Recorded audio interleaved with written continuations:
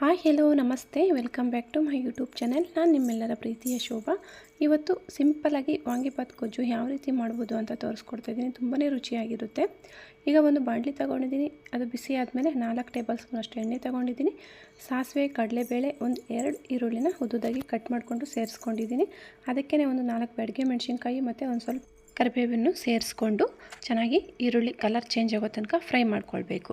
ಈರುಳ್ಳಿ ಫ್ರೈ ಆದ ನಂತರ ಈಗ ಉದ್ದ ಬದನೆಕಾಯಿನ ಸಣ್ಣದಾಗಿ ಕಟ್ ಮಾಡಿಕೊಂಡು ಅದನ್ನು ಸೇರಿಸ್ಕೊಂಡು ಬದನೆಕಾಯಿ ಒಂದು ಅರ್ಧದಷ್ಟು ಫ್ರೈ ಆಗಬೇಕು. ಅಂದರೆ ಅರ್ಧ ಭಾಗದಷ್ಟು ಚೆನ್ನಾಗಿ ಬೆಂದ್ಕೊಳ್ಬೇಕು. ಅಲ್ಲಿ ತನಕ ಚೆನ್ನಾಗಿ ಫ್ರೈ ಮಾಡ್ಕೊಳ್ಬೇಕು.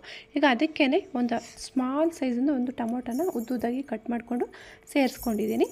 ಈಗ ಮತ್ತೆ ಟೊಮೊಟೊ ಸಾಫ್ಟ್ ಆಗೋ ತನಕ ಒಂದು ಸಲ ಚೆನ್ನಾಗಿ ಫ್ರೈ ಮಾಡಿಕೊಂಡು ಈಗ ಹುಣಸೆ ಹುಳಿನ ಸೇರಿಸ್ಕೊಂಡು ಮತ್ತು 1 ಕಪ್ಪಷ್ಟು ನೀರನ್ನು ಸೇರಿಸ್ಕೊಂಡು ನಾನು MTR ಕಂಪ್ನಿದು ವಾಂಗಿಬಾತ್ ಪೌಡರ್ನ ಸೇರಿಸ್ಕೊಳ್ತಾ ಇದ್ದೀನಿ. ಒಂದು 3 ಸ್ಪೂನಷ್ಟು ಪೌಡರ್ನ ಸೇರಿಸ್ಕೊಂಡು ರುಚಿಗೆ ಎಷ್ಟು ಬೇಕೋ ಅಷ್ಟು ಉಪ್ಪು ಸೇರಿಸ್ಕೊಂಡು ಚೆನ್ನಾಗಿ ಮಿಕ್ಸ್ ಮಾಡಿಕೊಂಡು ಕುದಿ ಬರೋ ಟೈಮಲ್ಲಿ ಲಿಡ್ ಕ್ಲೋಸ್ ಮಾಡಿಬಿಟ್ಟು ಒಂದು 2 ನಿಮಿಷ ಚೆನ್ನಾಗಿ ಬೇಯಕ್ಕೆ ಬಿಡಬೇಕು. ಅದು ಎಣ್ಣೆ ಎಲ್ಲ ಮೇಲೆ ಬರಬೇಕು. ಆ ಟೈಮಲ್ಲಿ ಲಿಡ್ ಓಪನ್ ಮಾಡಿ ಈಗ ಮತ್ತೊಂದು ಸಲ ಚೆನ್ನಾಗಿ ಮಿಕ್ಸ್ ಮಾಡಿಕೊಂಡು ಒಂದು ಸ್ವಲ್ಪ ಲಾಸ್ಟಲ್ಲಿ ಹಸಿ ಕೊಬ್ಬರಿ ತುರಿನ ಸೇರಿಸ್ಕೊಂಡು ಮಿಕ್ಸ್ ಮಾಡಿಕೊಂಡ್ರೆ ಸಿಂಪಲಾಗಿ ವಾಂಗಿಬಾತ್ ಗೊಜ್ಜು ರೆಡಿ ಆಗಿಬಿಡುತ್ತೆ. ನಾನು ಬಟಾಣಿ ಸಹ ಸೇರಿಸಿಲ್ಲ. ತುಂಬ ಈಸಿಯಾಗಿ ಮಾಡ್ಬೋದು. ನೀವು ಒಂದು ಸಲ ಟ್ರೈ ಮಾಡಿ. ಇಷ್ಟ ಆದರೆ ಲೈಕ್ ಮಾಡೋದನ್ನು ಮರಿಬೇಡಿ.